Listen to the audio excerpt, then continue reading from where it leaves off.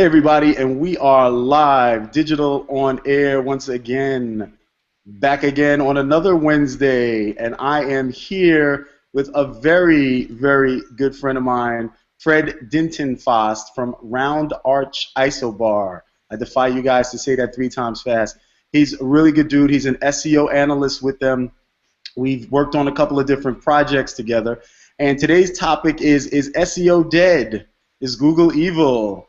What the new Google Hummingbird update to the algorithm means to digital and what we should be focused on. So I asked him to come on the show and really kind of give us a flavor of what is going on with this algorithm, what we should be looking for, what are some of the SEO ramifications, and how you all can capitalize on these changes and or what shifts you should be making in terms of your content and SEO strategies and other things. So I'll let him tell you more about himself. In terms of us, don't forget to check us out at digitaldeepdish.com, digitalonair.com. Subscribe to the channel, to the YouTube channel.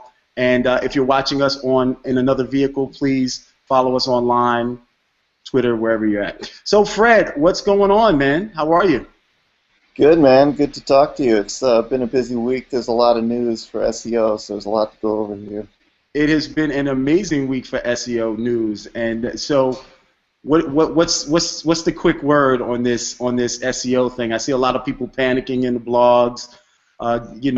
Tell us what happened. Well, first, tell us about yourself.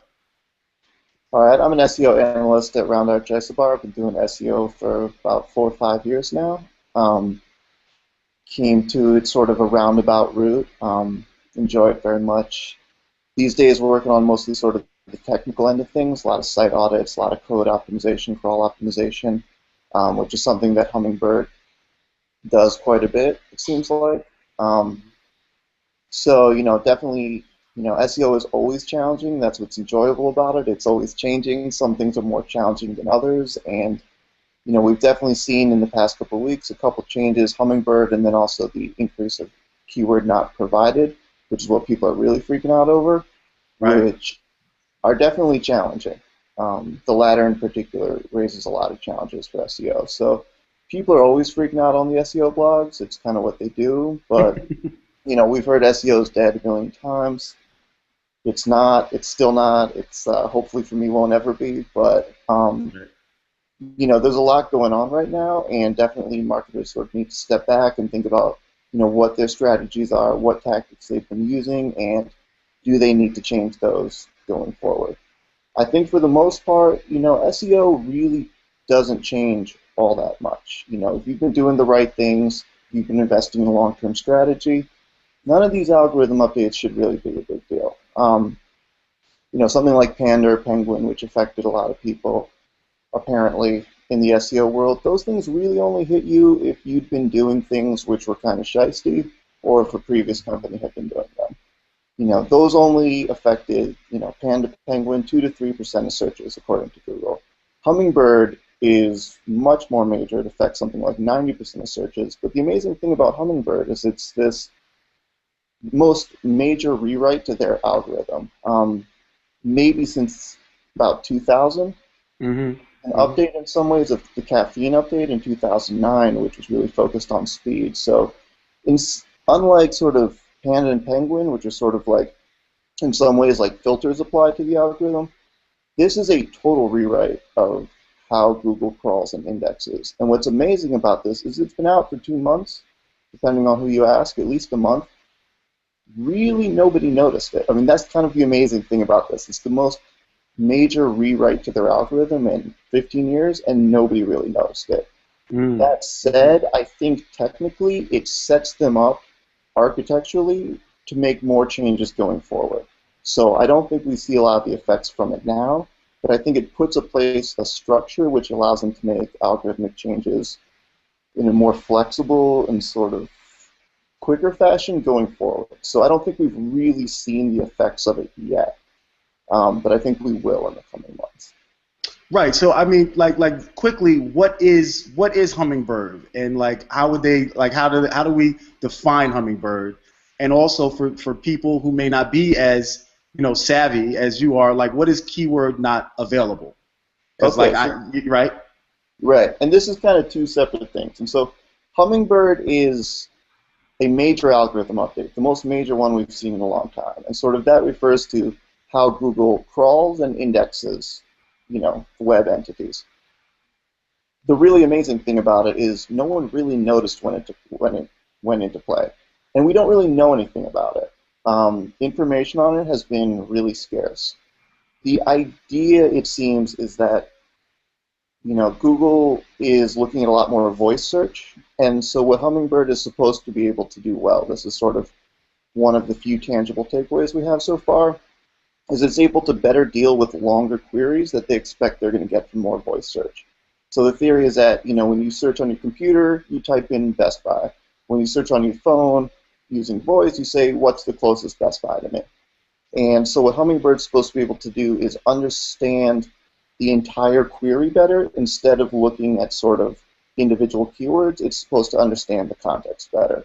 So tangibly speaking, what you would probably be seeing is an increase in entrances from long-tail keywords, which are longer searches, more words. The reason you might not be seeing that is because, separate from Hummingbird, Google has upped the percentage of keyword not provided. So what that is that in Google Analytics, or in whatever analytics package, Google used to pass the keyword that somebody typed in, the search query, through sort of the server logs into your analytics package. Right. This was huge for SEO because SEO is search-based, it's keyword-based, it's intent-based more than anything. This was really useful data. And not provided kicked off, I think, maybe 2 years ago. Matt Cutts sort of infamously said that it was only going to be, at most 3 to 5% of searches that were not provided, so you'd still have 95% of your keyword data. That quickly turned out not to be true for a variety of reasons. And now it's been creeping upwards because Firefox moved to secure search, iOS uses secure search, etc. But like about a week ago, I think, Google switched their own site to SSL, to secure. And so now we're seeing keyword not provided be like 50, 70, 100% enough. And we expect it to hit 100%, in the somewhat near future. So this is a big deal, and people are freaking out about this. I don't think it means SEO is dead. I don't think it's the end of the world. I also think the sort of somewhat smug post saying, you shouldn't care about keywords, less data is never helpful. Right. It's always useful to have data, and if not, just to evaluate where you are currently, but to look for opportunities going forward. And I also think that one of the results of this is it's going to be more focus on metrics which really aren't the world's best performance indicators. So we're going to be looking more at keyword rank, which is not as useful as how did these people who came in from these keywords actually perform on your site. And you can get some of the keyword data from ranking tools, from webmaster tools. What you don't know anymore is how did these people perform when they hit your site. And to me, that sort of sets back SEO it pushes people back to relying more on metrics that I would prefer they didn't, which is like keyword ranking and pure visits. So that's definitely rough, and we're going to have to see how that shakes down. So now I heard some rumblings on the blogs that the intention behind Hummingbird was to drive more revenue back over to AdWords due to the fact that those keywords were not available. So to get more keyword data, to get more searches, it's moving it away from organic into a paid search type of situation. What do you think about that, and speak to that for a little bit? Yeah, I mean, I sometimes get accused of being somewhat of a conspiracy theorist with this stuff. I mean, the bottom line is that Google makes 94% of their very significant revenue from AdWords and from ads. So their focus is being able to sell more ads. That's how they make money. Right. At the same time, they have to offer a good experience, or people aren't going to use their search engine, and they're not going to be able to sell those ads. And I think to some degree, something I suspect is that there are factions within Google. There's a lot of different teams. I suspect that they're not always on the same page with how to push forward. And I think some of the things we're seeing with knowledge graph and search results and sort of the change in behavior with the image carousel and local places carousel, I think there's probably some internal disagreement going on about how exactly they want to leverage that. Um, and it's something they're always testing, they're always going to figure out. So yeah, I mean, I think it's always a safe bet to say that Google's trying to sell more ads, and I think Google has always sort of had it out for SEOs a little bit. It's sort of, Right. they're always sort of, the idea is that we're trying to game the system and they're trying to shut us down, which is not how it has to be. And I think Google's thing about this being a pro-privacy move, like, I don't buy that whatsoever. Like, this information is still available in AdWords, if you're selling ads. So they're not hiding this information. You buy display ads, and they'll give you very detailed demographic information about the people who see your ads, which you certainly don't get from search terms. You don't get, sort of age and interests and gender and so forth. So I don't really ever buy Google's privacy arguments. Right. If they really want to be good about that, stop giving a backdoor to the government to turn over whatever results they want. So I don't really buy the privacy thing, Right. but that's what they're kind of saying here, that this is to protect people's privacy. Right. What do you feel about the shift with Hummingbird and just SEO in general in terms of publishing content and the shift towards more content and more quality content? Because when I teach classes, when I teach digital strategy classes or training, I am starting to, for me, what I'm seeing is a trend is that it's getting harder and harder to just publish content. And I'm starting to see a trend where I feel like ultimately the people who are blogging or doing social media or producing content in general are going to have to be subject matter experts all the way around, because Google is going to be able to discern the quality of the content to such a degree that you will have to be a subject matter expert in the sense that it'll affect these content farms and a lot of these random places that people are currently getting their content. So what are your thoughts on that? No, I absolutely agree with that. And, I think that most of the changes Google makes are for the better. It's an amazing piece of technology, and I think it gets better all the time. Definitely one of the things Hummingbird is supposed to be able to do is Google's already very good at sort of latent semantic indexing and sort of, doing synonyms and stuff in a search. Like if you use auto instead of car, you'll probably get the same results for a lot of searches. They're very good at sort of natural language processing, and especially, focusing on longer tail terms, which is what Hummingbird's supposed to be able to do even better, and sort of co-occurrence of, phrases within sentences and so forth. Like, Google's getting incredibly advanced with its ability to sort of parse and understand content. And I actually think this is part of for a while, people were being very successful with on-page SEO and probably gaming it too much with keywords and et cetera. And then so Google very publicly wanted to sort of move towards off-page factors being much more major. It's my personal opinion that they haven't been as successful with this as they'd like, because the web doesn't work like, not all sites are tech sites. You can have a very authoritative, business or blog on something and not get linked to it because your readers aren't on Google+, they're not on Twitter, they're not sharing things. So I think that there's been more of a focus on on-page factors and much more advanced technology in sort of how they parse content. I also think Google favors new content and fresh content. And so, people who focus on consistently producing high-quality content, are definitely going to get good results out of that. Yeah, I always tell clients and students and different things, and when we do trainings, I always tell them, like, and this is actually in the book we just released, is like, when should your website be done? And the answer is never, because it should be like a living, breathing thing that's constantly publishing. We're all in the publishing business at this point, whether you're publishing a little bit or a lot. We all have to publish at this point. There's just no way around it. And it is a lot to keep up with, but I definitely think that it's a challenge and a burden. And I'll link up the link for the ebook. Anybody who's interested, 101 Things You Need to Know About Digital. So I think my next question is so where do you feel like people should start?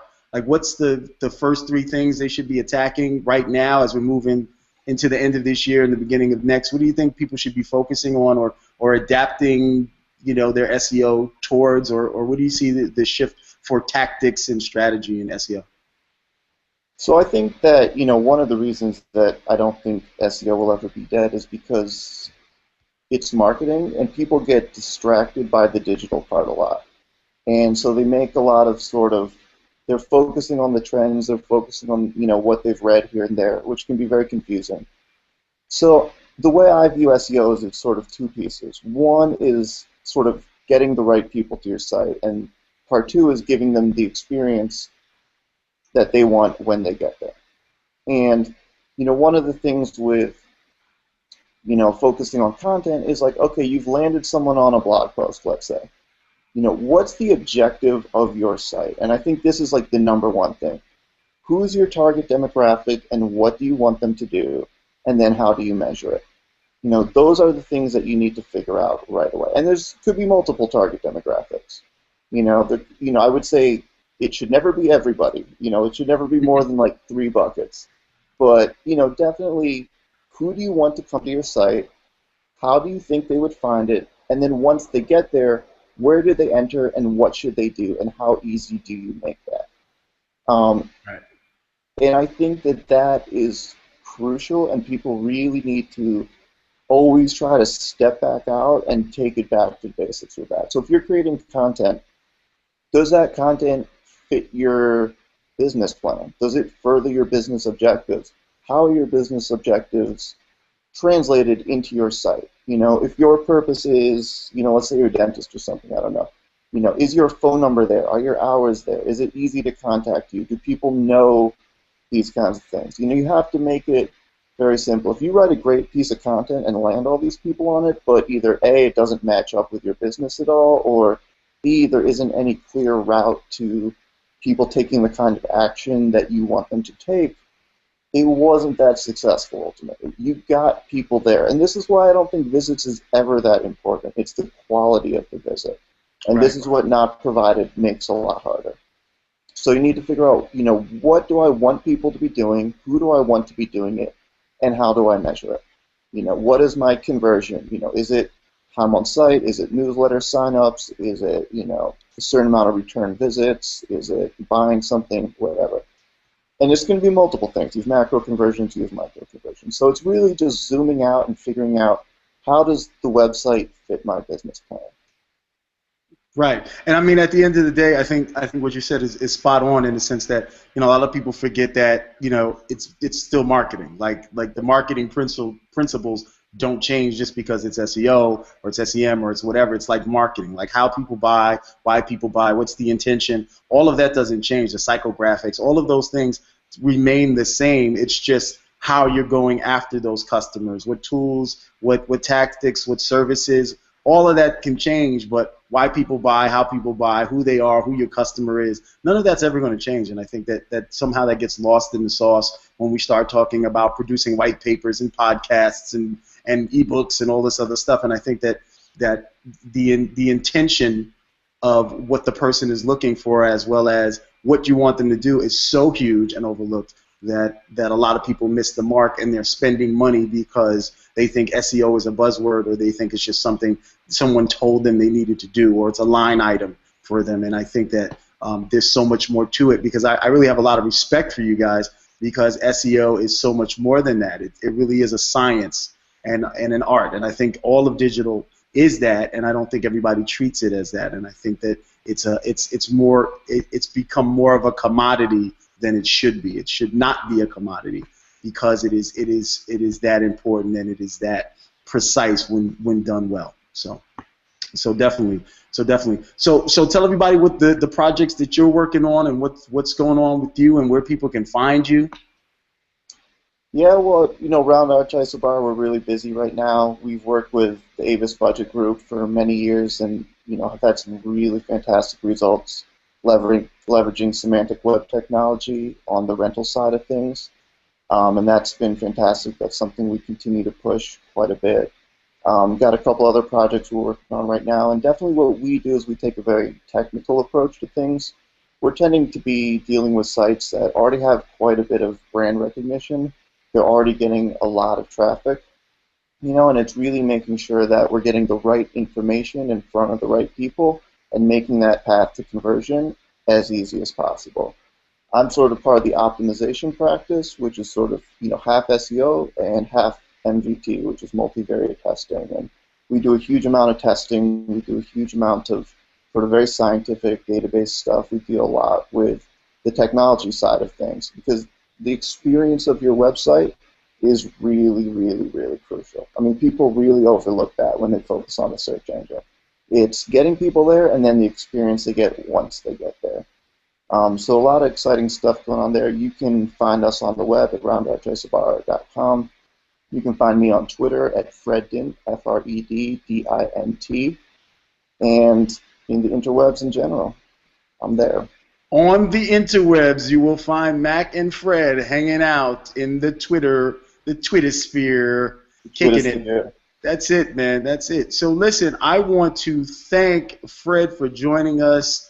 I really appreciate the time, man. I know your time is very valuable. You got to get in those books and see what's going on with the SEO stuff and make all that stuff happen. So we appreciate you coming out, and we appreciate Roundarch Isobar for letting you make that happen for us as well. And check Fred out. Check us out on the web. My name is Mac Burnett III, and you are watching Digital on Air. Facebook, Digital on Air. Twitter is Digital on Air, and digitalonair.com. Don't forget to pick up, we're going to link it up, don't forget to pick up my ebook, which is 101 Things You Need to Know About Digital at digitaldeepdish.com/101. It's free. Go check it out.